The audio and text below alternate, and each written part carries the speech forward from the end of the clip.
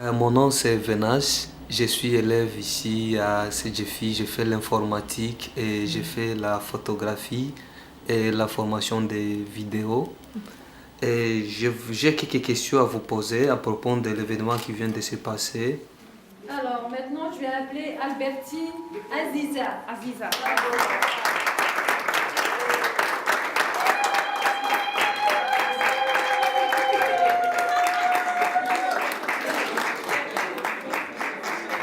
Mon nom c'est Régine Alende, je suis la directrice générale du centre d'encadrement pour jeunes femmes immigrantes et la fondatrice aussi.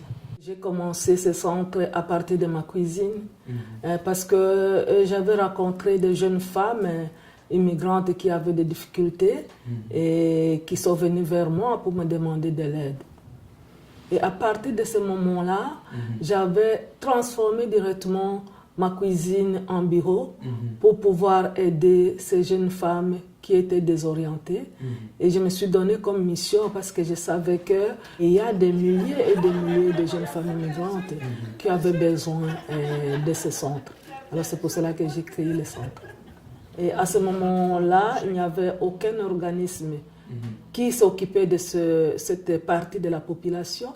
Quelqu'un qui est déçu dans la société, il va se replier dans sa propre maison ou dans sa propre communauté. Vous voyez, un immigrant, quand il arrive ici pour pouvoir s'intégrer, ça lui prend à peu près 14 ans.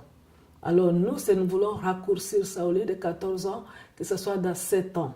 Nos activités que nous faisons, la formation, que nous faisons avec le partenariat avec la commission scolaire Marguerite Bourgeois, le dépannage alimentaire, aussi les salons de coiffure, et puis la boutique et la halte garderie. Nos activités que nous faisons, c'est entre guillemets, c'est empowerment, c'est-à-dire renforcer les capacités de ces jeunes femmes-là qui se retrouvent vite sur le marché de l'emploi. Et nous disons toujours que notre organisme, c'est différent des autres organismes parce que nous nous occupons de la jeunesse. Et la jeunesse, c'est l'avenir de demain. Et la jeunesse, c'est la jeunesse qui va diriger ce pays. C'est la jeunesse qui va contribuer à ce pays. Et c'est le rôle que le centre d'encadrement joue. C'est encadrer ces filles-là pour que très vite elles s'intègrent, qu'elles soient sur le marché d'emploi ou qu'elles étudient pour multiplier beaucoup de chances d'attraper un emploi. 1, 2, 3, allez-y!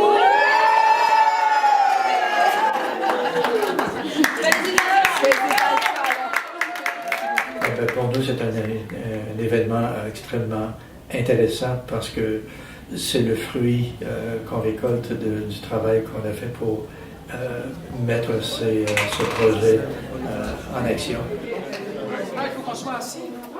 Tous les projets, toutes les formations que nous on met sur pied, c'est vraiment pour permettre à chaque personne qui passe ici de trouver les outils et les clés pour parfaire son intégration au niveau social, au niveau économique, au niveau professionnel, bref, qui trouve en fait des clés qui vont lui permettre d'être bien au Québec, d'apporter sa contribution, parce que c'est pour ça qu'on y met, parce qu'on veut être reconnu aussi pour nos compétences.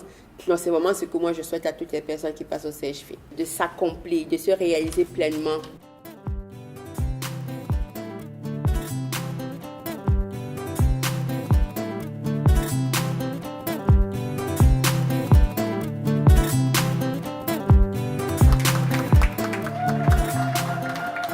Parmi les obstacles, il y a aussi l'obstacle linguistique. Oui, parce que nous sommes dans une province francophone. Alors, elles doivent maîtriser le français. Et alors, c'est pour cela que nous travaillons avec l'Office de la langue québécois de la langue française. Ok. On les laisse comme ça. Fais clic ici sur le dossier. Clique. Regarde, la prochaine c'est celui-là. Clique. Good. Ça c'est à vous. Alors nous faisons la promotion de la langue française, non seulement au Québec, mais aussi au niveau du Canada, mais aussi au niveau international.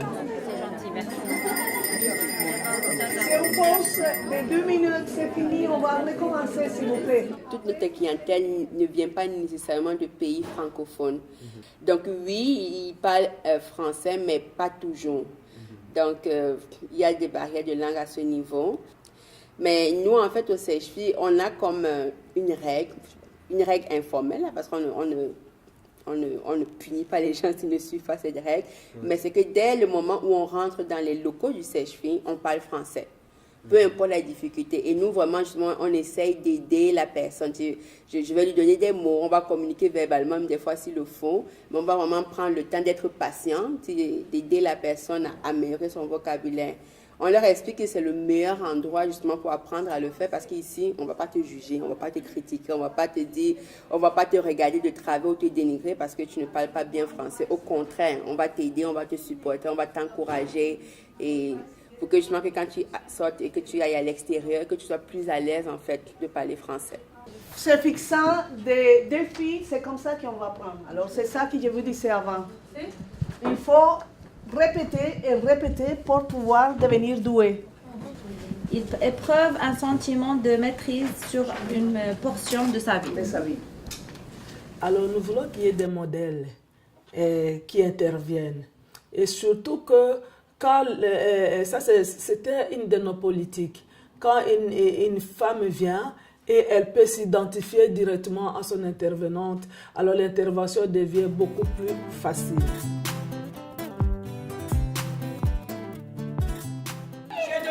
Des petits enfants et je croyais jamais qu'un jour j'allais redevenir petite fille. Oui. Mais avec cette femme, j'étais redevenue une petite fille à 62 ans.